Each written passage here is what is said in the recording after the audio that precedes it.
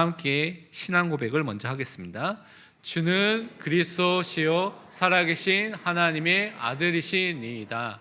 아멘. 오늘 사도행전입니다. 사도행전 2장 1절에서 13절 말씀을 통하여서 성령 충만 받은 전도자의 맥추절이라는 제목으로 우리 말씀을 붙잡아야 되겠습니다. 우리가 이 땅에 살 때 나 중심의 삶을 계속하게서 살면, 다른 단어로 인간 중심과 성공 중심과 세상 중심의 삶을 계속해서 살게 되면 하나님의 계획과 하나님의 뜻과 하나님의 일이 안 보이게 됩니다. 그래서 우리는 잘못된 결정을 하거나 잘못된 선택을 하기가 너무나 쉽습니다. 그렇기 때문에 우리는 먼저 하나님의 일을 생각하고 바라보고 붙잡는 전도자, 하나님의 자녀로 서야 될 줄 믿습니다. 우리가 마태복음 16장 16절 방금 전에 고백을 했는데, 이 고백을 베드로가 했습니다. 이 고백을 했을 때 예수님께서 베드로에게 축복하여 주셨죠. 그래서 그의 삶 속에서 그 신앙 고백 위에 교회를 세우고 음부의 권세가 이기지 못한 축복을 주시고 천국 열쇠를 통하여서 기도응답과 모든 것을 살릴 수밖에 없는 축복을 주셨습니다. 그 다음에 예수님께서 무엇을 하셨습니까? 예수님이 그리스도라는 이 신앙 고백을 통하여서 진짜 예수님이 이 땅에 오신 목적과 그 이유를 설명해 주셨죠. 십자가에서 죽으시고 3일 만에 부활하실 그 말씀을 증거하기 시작했습니다. 그런데 이상하죠. 이 말씀을 받은 베드로가 그 말씀대로 정말 그리스도를 붙잡고 응답받아야 되겠다라고 해야 되는데, 여러분이 마태복음 16장 22절을 보면 어떻게 되어 있냐면, 베드로가 이 말을 듣고 너무 놀라서 어떻게 해요? 예수님을 붙들고 항변하면서 그것을 그렇게 하지 말라고 반대하는, 거부하는 일이 나오게 됐습니다. 그 다음에 예수님께서 마태복음 16장 23절 이렇게 말씀하셨죠. 예수께서 돌이키시며 베드로에게 이르시되 사탄아 내 뒤로 물러가라. 너는 나를 넘어지게 하는 자로다. 내가 하나님의 일을 생각하지 아니하고 도리어 사람의 일을 생각하는도다 하시고, 베드로는 하나님의 은혜 속에 예수가 그리스도라는 이 사실을 고백했습니다. 그런데 그에게 아직 남아있는, 그의 마음과 생각에 남아있는 것이 무엇이냐면, 그 당시에 모든 유대인들이 갖고 있던 생각이었습니다. 하나님이 약속하신 메시아 그리스도가 오면 이스라엘 나라를 회복하고 다윗 왕과 같은 왕이 세워져서 완전히 로마의 속국에서 벗어나서 완전히 하나님의 뜻이 이루어지는 왕이 세워질 것이다. 예수님이 그 일을 하는 왕이다라는 생각이 있었다는 것이죠. 그런데 왕으로 오신 예수님께서 갑자기 어떻게 해요? 다스리고 모든 것을 회복해야 되는데, 나는 죽기 위해서 왔다. 그리고 3일 만에 부활할 것이다. 얼마나 그의 생각과 기대와 반대되는 일을 하고 또 말씀하셨습니까? 거기에 놀라서 예수님을 붙들고 안 된다고 이렇게 말한 것입니다. 그가 아직 갖고 있는 그 생각과 그 마음을 누가 이용해서 이 메시아 그리스도 일을 하지 못하도록 방해했습니까?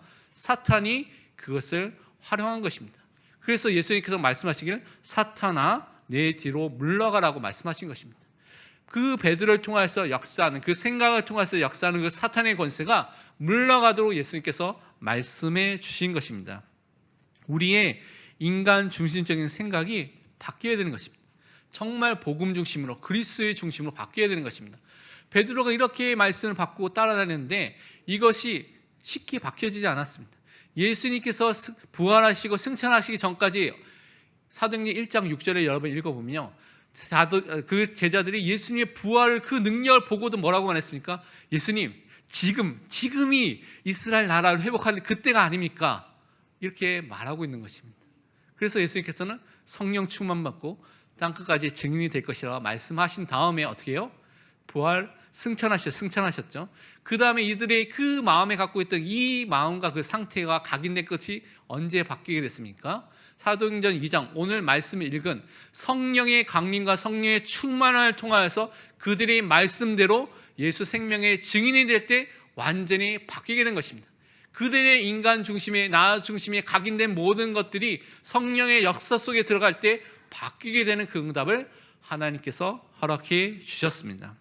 그래서 우리는 항상 하나님의 말씀 안에서 하나님의 계획과 하나님의 뜻을 붙잡고 하나님의 일을 먼저 생각하는 전도자로 서야 되겠습니다. 우리의 생각이요 복음으로 하나님의 말씀으로 바뀌고 그 말씀 속에 있는 응답을 반드시 누려야 되겠습니다. 그러기 위해서 필요한 것이 무엇이냐? 이 전도자 여러분과 또한 하나님의 자녀는 우선순위가 바뀌어야 됩니다. 하나님의 말씀, 이 복음과 기도와 전도, 이 모든 것이 한꺼번에 누려질 수 있는 예배가 우리의 우선순위가 되어야 될 줄 믿습니다. 하나님께서는 이 일을 위해서 우리를 불러주신 것입니다. 지난주에 제가 이제 잠깐 지나가면서 머리 뚜껑 얘기를 했잖아요. 머리를 덮어야 될 그 얘기를 했잖아요. 그 이야기를 듣고 저를 측은히 여겨서 몇 분께서 뚜껑에 대한 얘기를 저한테 또 저희 아내한테 얘기를 해주셨는데 그 언제가 필요하면 하겠죠. 근데 그게 중요한 것이 아닙니다. 그건 나중의 일이고요. 진짜 우선순위는 정말 하나님의 말씀 속에, 기도 속에, 전도 속에 있는 것입니다. 내 삶이, 내 선택이, 내 결정이, 내 인생이 이 말씀 속에, 복음 속에, 기도 속에, 전도 속에 있어서 하나님이 기뻐하는 그 예배 속에 분명히 있어야 될 줄 믿습니다.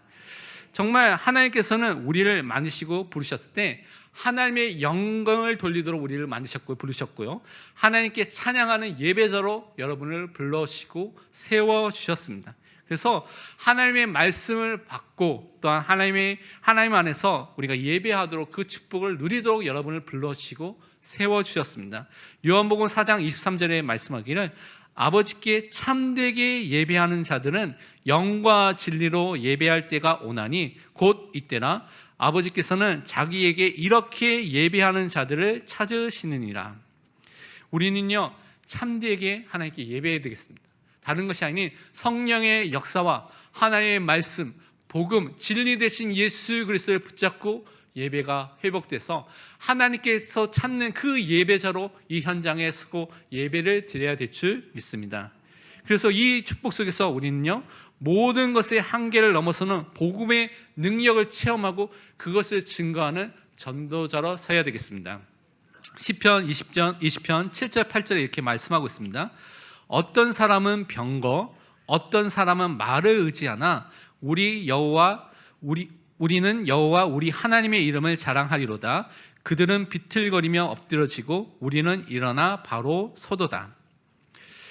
세상 사람들은요, 많은 사람들은 눈에 보이는 것을 의지합니다. 그 당시에 병거, 지금의 탱크 같은 것이죠. 말, 그 지금에 있는 뛰어난 그런 배경이 될 수 있는 것입니다. 그것을 의지하고 그것을 바라보는 사람들이 거의 대부분입니다. 그런데 우리는 사라지고 없어지는 세상의 것이 아니라 이 세상을 만드신 창조주 되신 하나님, 또 이 세상을 움직이시고 운행하시는 전능자 되신 하나님, 우리를 구원하시는 구원자 되신 그 하나님, 우리의 아버지 되신 그 하나님만을 의지하고 바라보고 믿는 그 전도자로 서야 되겠습니다. 정말 다윗과 같이 여호와는 나의 목자시니 내게 부족함이 없으리로다.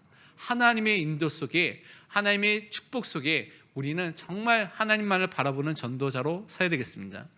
세상의 배경과 내가 가진 것을 의지하는 것이 아니라 하나님과 하나님의 말씀, 복음만을 붙잡고 의지하는 그 축복 속으로 들어가야 되겠습니다. 고린도서 1장 18절에 말씀하기를 십자가의 도가 멸망하는 자들에게는 미련한 것이요 구원을 받는 우리에게는 하나님의 능력이라. 진짜 이 십자가의 도, 이 복음, 그리스도는 우리에게 능력입니다. 어떠한 견고한 진도 무너뜨리는 것이 이 복음 안에 들어가 있습니다. 그래서 우리는 복음을 붙잡는 것입니다. 이 복음에는 모든 무능과 한계와 불신앙과 문제를 바꾸고 변화시키는 능력이 이 복음 안에 들어가 있습니다. 그래서 우리는 이 복음 속에서 내 자신을 바꾸고요, 변화시키고 우리 가정과 가문과 현장을 바꾸는 그 응답 속으로 들어가야 될 줄 믿습니다. 그런데 많은 사람이 아직도 나라는 한계 속에 갇혀 있는 사람이 너무나 많이 있습니다. 그래서 복음을 받을 때도, 복음을 놓고 기도할 때도 나라는 그 한계 속에서 복음을 받고 복음을 통하여서 그것을 놓고 기도하는 사람이 많이 있습니다. 정말 우리는 그것이 아니라 진짜 복음 속에 하나님의 능력이 나타나도록 기도해야 되겠습니다. 우리가 처음 믿을 때 1세대에서 많은 어려움과 문제가 있는 사람들이 있습니다. 영적 문제가 너무나 심각한 집안 속에서 부르심을 받은 사람 속에 어려움과 힘든 것이 있는 것이 당연하고 또 그것이 맞는 말일 수 있습니다. 그런데 거기에 속지 말아야 됩니다. 그것에 계속 붙잡혀 있으면 안 됩니다. 이 복음, 그리스도는 한계가 없습니다. 복음의 능력은 묶이는 것이 아닙니다. 모든 것을 살리고 어떠한 견고한 진도 무너뜨리는 것이 하나님의 능력이고 복음입니다.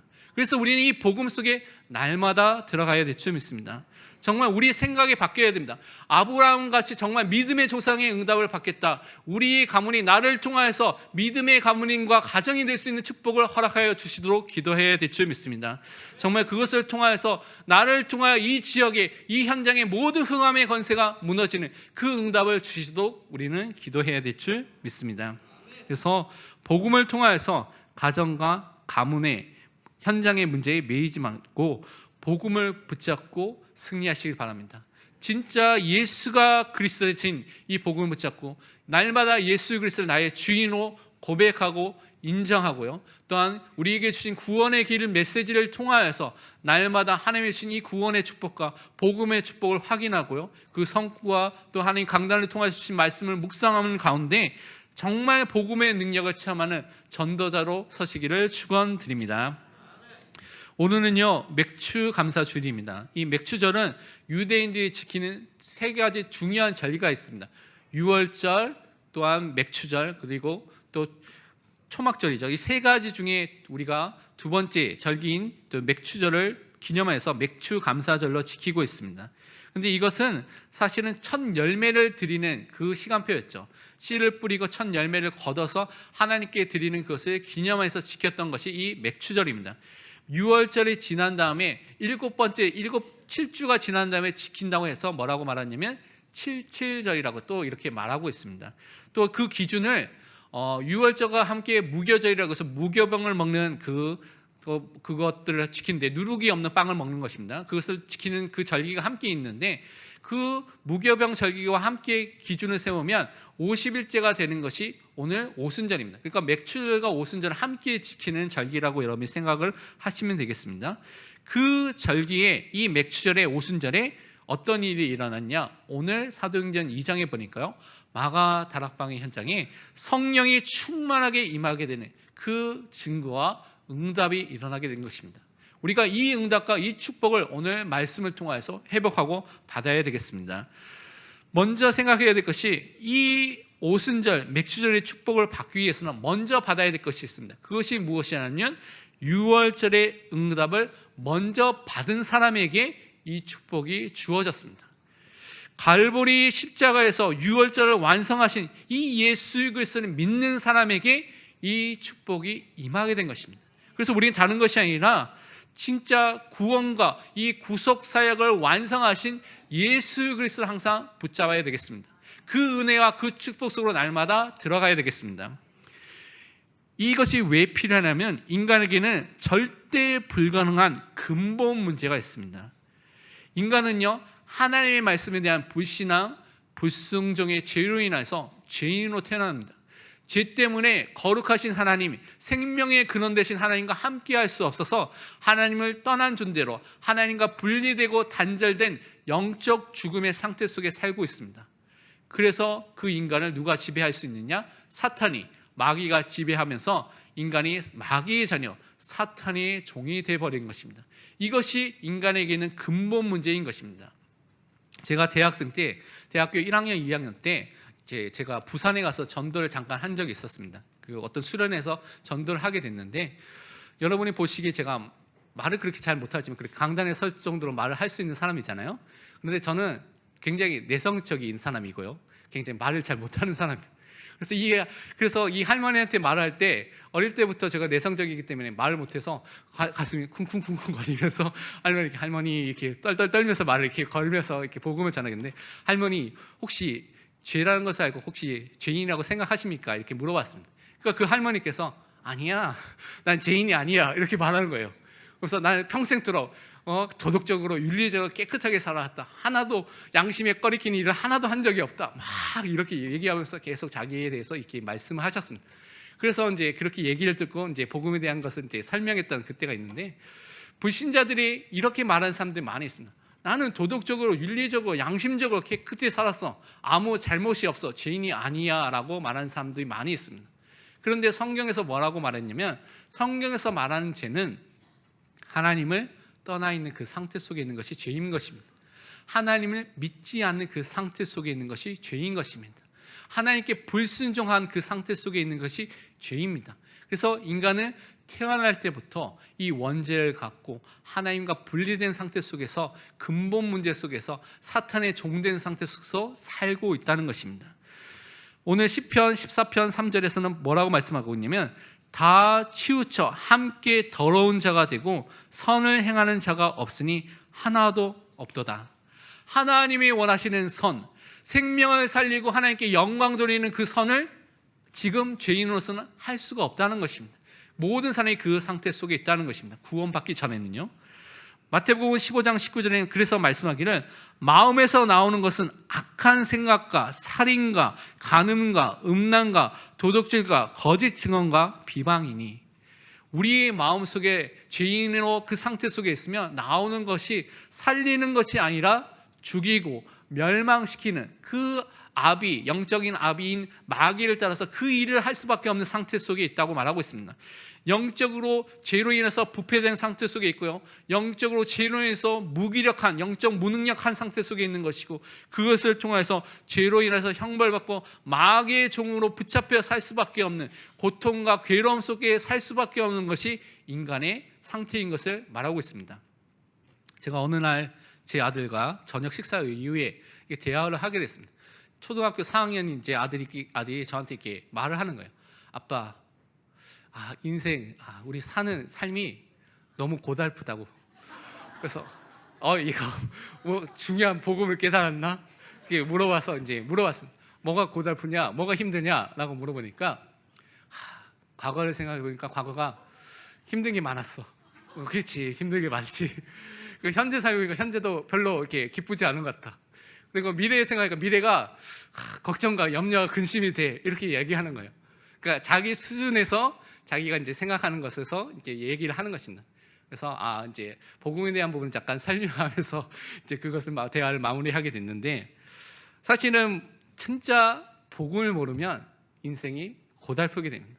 진짜 무겁고 수고의 짐을 질 수밖에 없는 상태 속에 있다는 것입니다.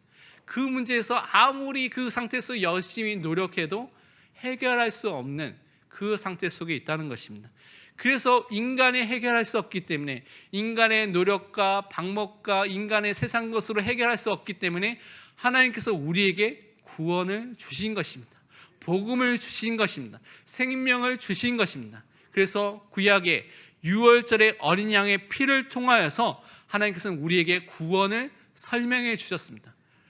이스라엘 백성이 요셉 때에 애굽에 왔죠. 그래서 많은 대접을 받고 잘 살았습니다. 그런데 요셉을 알지 못하는 왕들이 세워져서 이제는 그 현장에서 어떻게 해요? 포로로, 노예로 바뀌게 된 것입니다. 노예 생활을 시작하게 됐는데 아무리 열심히 노력해도 이 노예 상태 속에서 벗어날 수가 없는 것입니다. 능력 있는 지도자 모세와 같이 바로 왕의 그 애굽의 모든 교육을 받고요, 왕자로서 힘과 능력이 있었던 그 모세가 자기 힘으로 구원하려고 했죠. 그런데 사람을 죽이는 살인자로서 도망을 갈 수밖에 없는 그 신분이 되어버렸습니다. 그러니까 인간의 노력으로, 수준으로, 방법으로 해결할 수 없는 그 상태 속에 딱 이스라엘이 잡혀 있었죠. 애굽의 바로의 노예로 잡혀 있는 상태 속에 있었습니다. 모세가 하나님의 말씀을 받고 이 사람들을 구원하기 위해서 다시 그 애굽 땅에 오게 됐습니다. 그 현장 속에서 하나님 주신 말씀대로 9가지 재앙, 9가지 기적을 통하여서 많은 사람들에게 우상을 꺾고요, 하나님의 능력을 보여줘서 마치 그 현장에서 나올 것과 같이 그런 일들이 일어나는 것처럼 보였는데 계속 나오지 못하고 있었습니다. 아무리 기적이 일어나도, 역사가 일어나도 다른 것으로는 해결되는 것이 아닙니다. 언제 해방이 됐습니까? 딱 한 가지, 마지막 재앙입니다. 유월절 어린 양의 피를 문설주와 문인방에 바르게 됐을 때, 그때 해방이 됐습니다. 출애굽기 12장 23절에 말씀하기를 여호와께서 애굽 사람들에게 재앙을 내리려고 지나가실 때에 문인방과 좌우 물선주의 피를 보시면 여호와께서 그 문을 넘으시고 멸하는 자에게 너희 집에 들어가서 너희를 치지 못하게 하실 것임이니라. 유월절 어린 양의 피가 있으면요, 모든 죽음의 또한 저주의 재앙의 모든 것들이 패스오버, 유월하는, 넘어서는 그 응답을 주신 것입니다. 다른 것이 아니라 유월절 어린 양의 피가 있는 집은 이 재앙을 면하게 된 것입니다. 애국과 그 바로의 손에서 벗어나서 정말 하나님이 말씀하신 다시 그 약속의 땅 가나안 땅으로 돌아가는 그 응답이 시작되게 된 것입니다. 어린 양의 피가 있는 이 집을 통하여서 하나님께서는 죽음의 심판을 다 해결해 주시고요, 애국과 바로의 손에서 구원을 통하여서 정말 그리스도를 바라보도록 예표로서 그림자로서 우리에게 미리 보여주셨습니다. 우리는 이것을 통해서 무엇을 붙잡느냐? 십자가의 보혈을 흘려주시면서 우리를 구원하신 예수 그리스도를 붙잡는 것입니다. 예수 생명 안에서 우리가 모든 축복을 누리는 그 응답 속으로 들어가야 되는 것입니다. 고린도전서 5장 7절에 보니까요, 너희는 누룩 없는 자인데 새 덩어리가 되기 위하여 묵은 누룩을 내버리라. 우리의 유월절 양 곧 그리스도께서 희생되셨느니라. 우리의 유월절 양 되신 그리스도께서 십자가에서 죽으심을 통하여서 그 피를 흘려주심을 통하여서 그 피를 믿는 자, 그 피를 통하여서 씻음을 받은 자는 모든 죽음과 저주의 재앙이 완전히 패스오버, 넘어서는 유월절의 그 응답이 성취된 것입니다. 죄와 죽음과 사망과 사단의 권세 속에서 구원받는 축복을 우리에게 허락해 주셨습니다. 그래서 우리는 다른 것을 바라보는 것이 아니라 오직 예수 그리스도만을 붙잡는 것입니다. 히브리서 9장 12절에 말씀하기를 염소와 송아지의 피로 하지 아니하고 오직 자기의 피로 영원한 속죄를 이루사 단번에 성소에 들어가셨느니라. 예수님께서요, 그의 보혈을 흘려주셔서 그 한 번에 단번에 십자가 사역을 통하여서 영원한 속죄 사역을 이루셨습니다. 그렇기 때문에 여러분 예배 드릴 때 소나 양이나 염소나 비둘기 가져올 필요가 없습니다. 그리스도의 보혈을 이미 소유한 자이기 때문에, 그리스도의 피로 씻김을 받은 자이기 때문에 여러분 그 은혜 속에 이 자리에 함께 모여서 예배 드릴 수 있는 그 축복에 구원받은 하나님의 자녀가 된 것입니다. 히브리서 10장 19절에서 20절은 그렇게 말씀하기를 그러므로 형제들아 우리가 예수의 피를 힘입어 성소에 들어갈 담력을 얻었나니 그 길은 우리를 위하여 휘장 가운데로 열어놓으신 새로운 살 길이요 휘장은 곧 그의 육체니라. 예수 그리스도께서 육체를 통하여서 피를 흘려주시고 고난과 고통을 당하여서 우리에게 새로운 살 길을 열어주셨습니다. 하나님께로 갈 수 있는 그 길을 열어주신 것입니다. 하나님을 만나고 하나님을 알 수 있고 하나님을 누릴 수 있는 그 축복을 우리에게 허락해 주신 것입니다. 모든 죄를 다 용서해 주시고 죽음의 세력 잡은 자 마귀를 멸하시며 또한 십자가를 통해서 그들을 완전히 이기시고 마귀의 일을 모두 멸하신 그리스도의 이 일을 통해서 우리를 구원하여 주신 것입니다. 그래서 우리는 이 살 길이 있기 때문에 방황하는 사람이 아닙니다. 그 길을 통하여서 인도함을 받고 승리할 그 하나님의 자녀로 우리를 불러주시고 세워주셨습니다. 로마서 1장 6절에는 말씀하기를 너희도 그들 중에서 예수 그리스도의 것으로 부르심을 받은 자니라. 우리가 불신자 중에 있었는데요, 세상 속에 있었는데 하나님께서 예수 그리스도 안에서 우리에게 은혜와 긍휼을 베풀어 주셔서 우리를 예정하시고 선택해 주셨습니다. 하나님의 시간표가 됐을 때 여러분을 삶 속에서 전도자를 만나게 하시고 복음을 듣게 하셔서 여러분을 불러주셨습니다. 그래서 여러분을 불러주셔서 그리스도의 것으로, 그리스도의 자녀로, 그리스도와 연합된 존재로, 그리스도 안에 있는 그 하나님의 사람으로 여러분을 불러주시고 세워주셨습니다. 그래서 여러분은 참된 전도자로서, 생명 가진 사람으로서, 유월절 어린 양의 피로 구원받은 자로서 이 자리에 함께 모여서 예배드리는 그 축복을 받은 줄을 믿으시기를 바랍니다. 그 다음에 우리가 누려야 될 것이 무엇이냐? 두 번째로 오순절의 성령 충만의 응답을 우리가 받아야 되겠습니다. 초대교회 전도자들이 받았던 것처럼 참된 감사가 회복되고 참된 하나님께 영광을 돌릴 수밖에 없는 오순절의 성령 충만을 통하여서 세계 선교와 전도와 또한 제자의 응답을 누릴 수 있는 예수 생명의 증인될 수 있는 그 응답이 열릴 수 있도록 우리는 기도해야 되겠습니다. 이 맥주절이 오순절이 사실은 하나님의 말씀이 성취되는 그 말씀 성취의 날이었습니다. 정말 하나님께서 구원을 주시는 그 구원의 날이었습니다. 많은 사람들이 주님께 돌아오는 역사가 일어났죠. 또 그것을 통해서 또한 전도와 선교의 문이 열리는 응답의 그 현장이었고 그 날이었습니다. 그 문과 그 응답이 오늘 우리에게 있기를 또한 축원드립니다. 그러기 위해서 필요한 것이 무엇이냐? 첫 번째로 언약을 붙잡고 언약에 집중해서 기도하는 그 전도자로 서야 되겠습니다. 초대교회 성도들이요 40일 동안 하나님 나라의 일을 듣고 예수님께서 승천하신 이후에 오순절까지 10일이 남았습니다. 그 10일 동안 뭐 했습니까? 마가다락방 현장 속에 모였습니다. 모이지 않아야 되는 불법의 현장 속에 모이게 된 것이죠. 생명을 걸고 그 현장 속에 모였습니다. 그 생명을 걸고 모인 이 현장 속에서 사람들이 뭐 했겠습니까? 세상 얘기하고요, 게임하고요, 막 즐겁게 놀았겠습니까? 생명을 걸고 뭐 했습니까? 언약 붙잡고 기도했습니다. 10일 동안 하나님의 말씀 붙잡고 언약 붙잡고 기도를 시작하게 된 것입니다.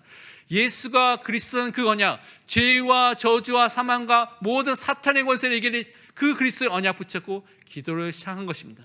정말 하나님의 나라, 하나님이 다스리시고 통치하시고 하나님께서 임재하시는 그 하나님의 나라와 그 일을 붙잡고 기도를 시작한 것입니다. 또한 성령의 충만의 약속, 성령이 임하시면 권능 받아서 땅끝까지 증인이 되는 그 약속 붙잡고 기도를 시작한 것입니다. 그 언약 붙잡고 집중해서 기도를 시작한 그 응답이 정말 시작된 것입니다. 그래서 우리는 무엇보다 중요한 것이 정말 사람들이 무엇을 심든지 그 심은 대로 거둔다고 말하고 있죠. 그것이 영적인 부분에서도 육신적 부분에서 동일하게 적용되는 원리인 것입니다. 그렇다면 우리는 지금 무엇을 심고 있는지 점검해야 됩니다. 또 무엇에 집중하고 있는지 점검해야 됩니다. 왜냐하면 집중의 결과와 열매가 나타나기 때문에 그렇습니다. 무엇에 우리 마음이 또 가고 있고 마음을 쏟고 있는지, 마음에 무엇을 담고 있는지를 점검해야 됩니다. 왜냐하면 그것대로 우리가 향하게 되고 응답을 받게 되어 있습니다. 그래서 우리는 참된 하나님의 언약 붙잡고 기도하는 데 집중하고 거기에 마음을 담아야 될 줄 믿습니다. 하나님께서는요 기도하는 자를 통해서 하나님의 계획과 뜻을 이루셨습니다. 7명의 렘넌트가 그랬고요, 또 성경에 있는 믿음의 사람들이 다 기도하는 사람이었습니다. 우리가 많은 사람들이 언약을 알고 있는 사람도 많이 있습니다. 능력을 체험한 사람도 많이 있습니다. 그런데 언약 붙잡고 기도한 사람은 적습니다. 예수님의 부활을 본 사람이 500여 명의 현재였습니다. 그런데 마가다락방 현장에는 120명의 사람만 모여서 말씀 붙잡고 기도했습니다. 우리가 정말 말씀 붙잡고 기도하는 그 사람이 되어야 될 줄 믿습니다. 이 40일 집중 기도회와 릴레이 그 기도회가 우리 삶 속에서 기도가 끊어진 사람들에게는 기도가 회복되는 그 은혜가 있는 시작이 되기를 또한 축원드립니다. 정말 기도를 하지 않았던 사람이 기도가 시작되고요, 기도의 말씀을 보고요, 그것을 통해서 깊은 기도가 모든 성도와 렘넌트의 삶 속에 회복되는 그 시작이 되기를 축원드립니다. 예레미야서 33장 2절 3절에 말씀하기를 이를 행하시는 여호와 그것을 만들며 성취하신 여호와 그의 이름을 여호와 하는 이가 이와 같이 이르시도다. 너는 내게 부르짖으라 내가 내게 응답하겠고 내가 알지 못하는 크고 은밀한 일을 내게 보이리라. 지금도 살아서 역사하신 그 하나님, 그 하나님께 우리는 기도하는 것입니다. 기도하는 자에게 분명히 응답하시겠다고 말씀하셨죠. 크고 은밀한 일, 우리가 알지 못하는 그 일을 우리 삶 속에 보여주시고 나타내 주실 것입니다. 세계의 복음화의 그 응답을 우리에게 분명히 주실 것입니다. 어떤 사람에게요? 언약 붙잡고 기도하는 사람에게 분명히 주실 줄 믿습니다. 그래서 그 사람들에게 무엇을 주셨냐? 오늘 1절에서 3절에 있는 말씀처럼 오순절에 성령 충만이 그 마가다락방의 성도들에게 모두 임하게 된 것입니다. 이 오순절에 한 곳에 모여서 그들이 모여서 기도하고 예배 드릴 때 그 예배하는 그들에게 불과 바람 같은 성령의 역사와 임재가 일어나게 된 것입니다. 그 역사가 각 사람 위에 임하게 된 것입니다. 그래서 제외된 사람이 없이 모든 사람이 한 마음으로 기도하고 모든 사람에게 성령의 충만함이 각 사람에게 임하게 된 것입니다. 함께 기도하고요, 함께 응답을 받게 된 것입니다. 우리가 40일 집중 기도를 할 때 이 현장에 함께 모이는 사람도 있지만 여러분이 여러 가지 이유 때문에 온라인으로 드릴 때, 또 여러 가지 일 때문에 그 시간에 드리지 못하면 동영상을 통하여서도 함께 기도할 수 있습니다. 함께 기도함을 통하여서 어떻게 해요? 함께 성령의 충만함을 받는 것입니다. 하나님이 주신 응답을 함께 누리는 것입니다. 그것이 우리 교회된 공동체, 기도와 전도와 복음의 공동체로서 우리가 누려야 될 응답인 것을 붙잡으시기를 바랍니다. 성령 하나님께서 각 사람에게 분여되어서 각 사람에게 있게 되면서 영원히 그들과 함께 내주해 주시면서 그들을 인도해 주시고 충만케 역사하시는 그 응답 속으로 들어가야 되겠습니다. 에베소서 5장 18절에 말씀하기를 술 취하지 말라 이는 방탕한 것이니 오직 성령으로 충만함을 받으라. 우리는요 성령 충만 받을 수 있도록 언약 붙잡고 기도를 시작하시기를 바랍니다. 그러면요 이 성령 충만 속에 주시는 기도의 응답이 무엇입니까? 성령 충만 속에 복음을 전할 수밖에 없는, 복음의 세계 현장과 각각 현장 속에 증거될 수밖에 없는 그 응답이 나타나게 됐습니다. 성령 충만을 통하여서 그 시대의 복음을 방해하는 것 중에 하나가 무엇이면 언어였습니다. 그런데 그 복음 전파를 하도록 언어의 장벽을 뛰어넘는, 각각 다른 사람의 그 다른 나라의 말로 말을 하기 시작하는 그 역사를 하나님께서 주신 것입니다. 여러분이요 성령 충만 속에 들어가면 여러분 삶 속에 이 복음을 맡고 있는 것들을 뛰어넘는 하나님의 역사와 하나님의 응답이 일어나게 되는 것입니다. 우리의 힘으로 가능하지 않기 때문에, 우리의 힘 능력으로 가능하지 않기 때문에 우리는 성령의 충만함 속에서 이 응답과 이 증거를 분명히 받아야 될 줄 믿습니다. 그 증거로 15개의 지역, 아프리카에 있는 지역도 있고요, 중동에 있는 지역도 있고요, 그 유럽에, 로마에 있는 그 유럽에 있는 지역의 나라에 온 사람도 있습니다. 각각에 있는 나라에도 어떤 사람들이 각 지역의 나라의 말로 복음을 듣고 너무 놀라게 됐습니다. 그것이 5절부터 13절에 쭉 기록되어 있습니다. 이 사람들이 너무 놀라니까 어느 정도로 말하고 있냐면, 영적인 것을 모르니까요, 육신적인 눈만 있으니까 이 사람들이 술 취해서 이상한 말을 하는 것이 아니냐라고 인간적인 해석을 할 정도로 그 능력과 증거가 나타나게 된 것입니다. 인간의 생각을 뛰어넘는 하나님의 역사가 일어나게 되면서 이 현장 속에 베드로가 설교하게 됐죠. 그래서 사도행전 2장 41절에 보면 그날에 몇 명이 돌아오게 되냐면 3,000명이 되는 사람이 다시 예수를 그리스도 믿고 돌아오게 되는 하나님의 역사가 일어나게 된 것입니다. 이 12명의 제자로 시작해서 120명의 성도들이 그 현장에서 기도하게 됐을 때 3,000명의 제자를 살릴 수밖에 없는, 그들을 복음으로 양육할 수밖에 없는 하나님의 응답의 문이 열리게 된 것입니다. 그래서 우리는 성령 충만을 받은 오순절을 통해서 전 세계를 향한 전도운동과 성교운동이 일어나서 하나님께 참된 감사가 회복되는 그 말씀 성취와 그 응답의 주역이 될 수 있도록 우리도 함께 기도해야 될 줄 믿습니다. 사도행전 4장 31절을 보면 성령 충만을 받았을 때 일어난 일을 다시 이렇게 증거하고 있습니다. 빌기를 다음에 모인 것이 진동하더니 무리가 다 성령에 충만하여 담대히 하나님의 말씀을 전하니라. 정말 우리가 성령 충만을 받으면 담대히 이 그리스도 생명의 복음을 증거할 수 있는 사람으로 서게 되는 것입니다. 제가 어렸을 때는 정말 내성적이고 또 질문하는 것이 너무 힘들어서 질문하면 손을 들어야 되고, 많은 사람이 손 들 때 다 쳐다보잖아요. 지금도 저를 다 쳐다보고 계시는데, 손을 들면 다 쳐다보면 말을 해야 되는데 그때 막 심장이 막 두근두근거리고 터질 것 같은 그런 상태였습니다. 그래서 질문을 하지 않고 감옥한 소년으로 이렇게 살아왔습니다. 근데 그게 저의 상태였거든요. 근데 하나님께서 은혜를 주시고 성령 충만 속에 드니까 이렇게 말씀을 전할 수 있는 자리까지 인도해 주시고 또 복음을 전할 수 있는 축복까지 허락해 주신 것입니다. 내 안에 있는 그 한계가 성령 충만 속에서 넘어지게 되고 오직 예수 그리스도의 복음을 전할 전도자로 여러분을 분명히 세워주실 줄 믿습니다. 결론은 우리 두 가지를 붙잡아야 되겠습니다.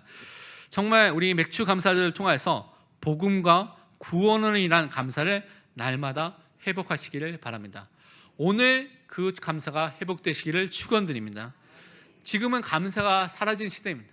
진짜 이 감사가 사라진 시대 속에서 구원 때문에 기뻐하고 감사하고 감격할 수 있는 참된 하나님의 자녀로 서시기를 바랍니다. 데살로니가 후서 2장 13절에 말씀하기를 주께서 사랑하시는 형제들아 우리가 항상 너희에 관하여 마땅히 하나님께 감사할 것은 하나님이 처음부터 너희를 택하사 성령의 거룩하게 하심과 진리를 믿음으로 구원을 받게 하심이니. 여러분, 우리는 감사할 제목이 있습니다. 하나님께서 여러분을 선택해 주셨습니다. 선택받은 하나님의 자녀가 된 것입니다. 우리는 거룩하게 하심을 받은, 성화되어 나가는 거룩하게 함을 받은 하나님의 자녀가 된 것입니다.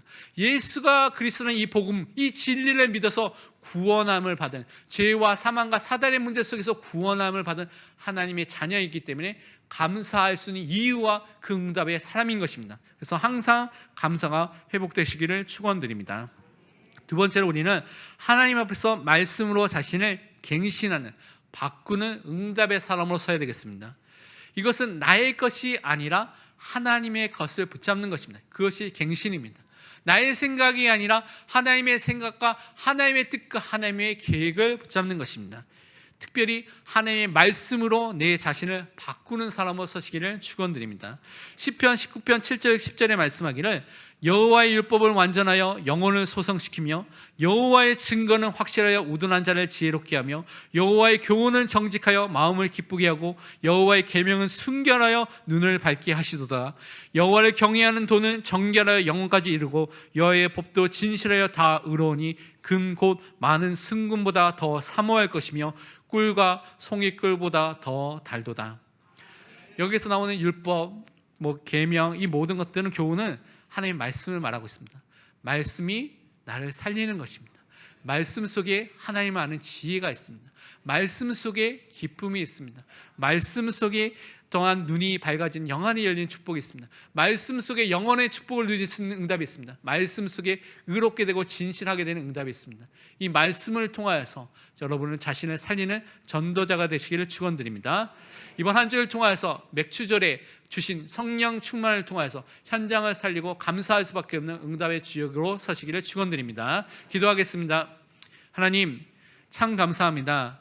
맥추 감사절을 통하여서 우리가 하나님께 감사할 수 있는 은혜를 주시며 성령의 충만과 성령의 은혜 속에서 오직 예수 그리스도를 말할 수밖에 없는 전도자로 세워주심을 감사드립니다.